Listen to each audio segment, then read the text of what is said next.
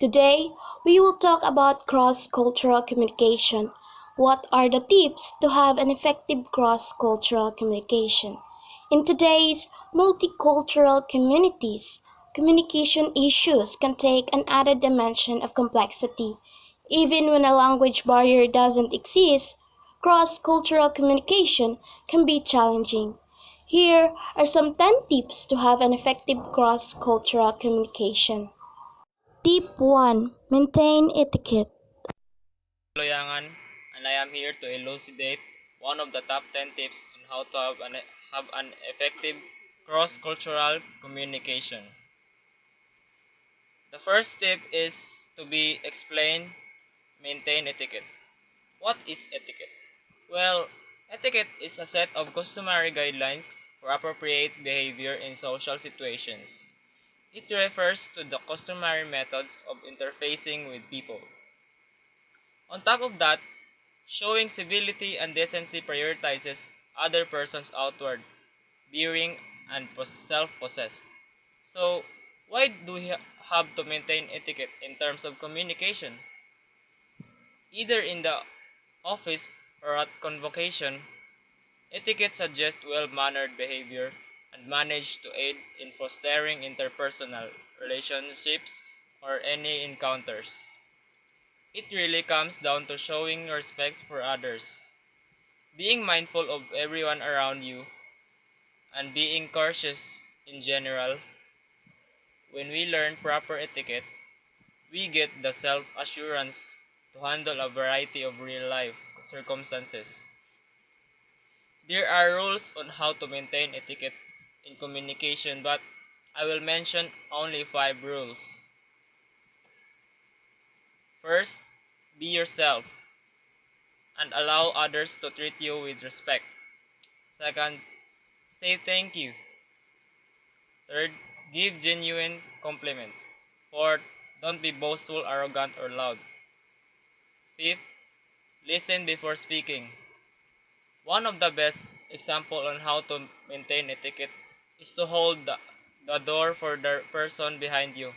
In this scenario, you are showing kindness and respect not just for elders and also for other fellow people. Tip 2. Avoid slang.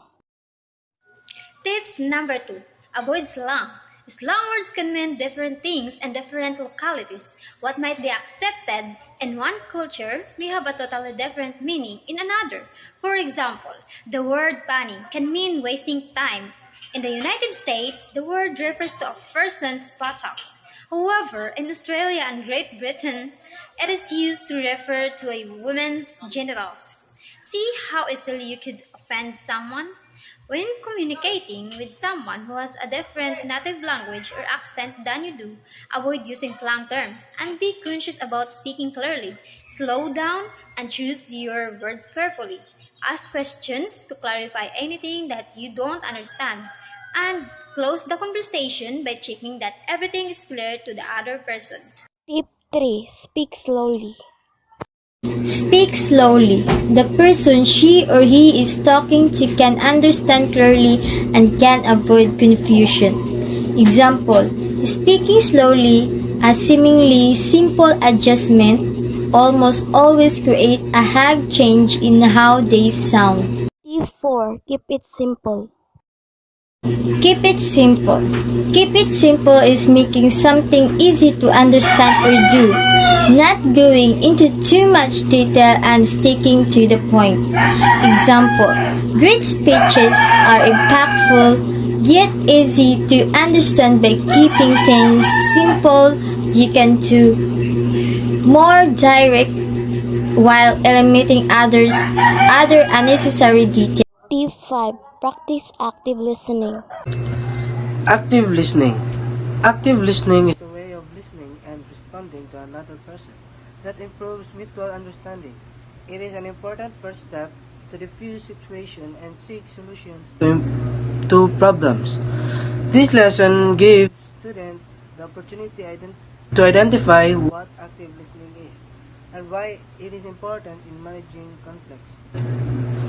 Example of active listening: demonstrating concern, paraphrasing to show understanding, using nonverbal cues that shows understanding such as nodding, eye contact, and leaning forward. Tip 6. Take turns to talk. Take turns to speak. Make a conversation flow more freely by taking it turns to speak. Make a point and then listen to other person respond. For example, when people are speaking English as their second language, it's better to talk to them in short exchanges rather than delivering a long monologue that might be difficult for them to follow. Tip 7. Write things down. Write things down. To write something on a piece of paper so that you do not forget. Examples of write things down. Write things down helps you record everything that has your attention. Write things down enable a higher level of thinking and therefore more focused action. Write things down helps you to remind yourself of what to focus on. Tip 8. Avoid closed questions. Avoid closed questions. Don't phrase a question that need a yes or no answer. In many cultures, it is difficult or embarrassing to answer negative, so you always get a yes even if the answer is no. Ask open-ended questions that require information as a response instead. For example, when you are talking to a foreign child, do not start with the following verbs: are, was, do, will, want, and etc. But instead, ask questions starts with who, what, when, where, and how. Tip 8. Be careful with humor. Tips number 9. Be careful with humor. In cross-cultural communication, humor is often used as a powerful speech act for breaking the ice, building relationships, or diffusing a difficult situation. However, universal, the idea of funny is rarely translatable and is highly personal, context, and culture specific. As a result, many jokes, sarcastic, or ironical remarks, which may be deeply tied to culture, are often unperceived, misunderstood, or offensive. So listen and get a feel for your interlocutor's sense of humor. Try to adapt to it. You don't have to give up your own sense of humor, but be sensitive to the differences. Understand that not every culture sees humor as a coping mechanism, and laughter as a way of easing uncomfortable, awkward situations. However, even with a smile, one cannot assume that the meaning is the same all over. For example, in Japan, a smile can mean that a person is uncomfortable or sad. People have observed that Japanese might smile on sad occasions, such as a funeral, and find this confusing. To the Japanese, it is perfectly acceptable, but to an American, this is strange. There are cultural issues involved. Every culture enjoys some form of humor, but humor has difficulty crossing cultural boundaries because what is humorous in one country is often not humorous in another. Tip 10. Be supportive. Once again, I'm gonna take up the last tips on how to have an effective cross-cultural communication is be supportive. What does it mean? All sides need to feel at ease to have successful cross-cultural dialogue. The faith and trust of a person have in you will increase as a result of intelligent and good-natured human. Distract someone's interest or excitement for nothing they previously believed they couldn't complete. According to studies, simply doing good deeds for others improves confidence and it gives joy, good physical condition, and sense of well-being. The phrase "there's no man is an island" emphasizes us to know that as human, we also need each other's chance to socialize. To put it another way, encouraging people will encouraging people's skills is really beneficial and will undoubtedly increase someone's confidence. There are lots course of action on how to be supportive, but I will mention the only 5, the same as the first one I tackled.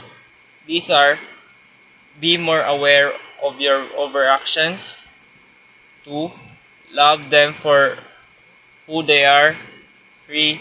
Work on yourself. 4. Be more empathetic. 5.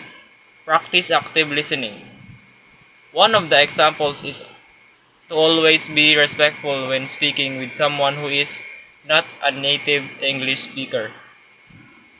I hope that you learn about our video.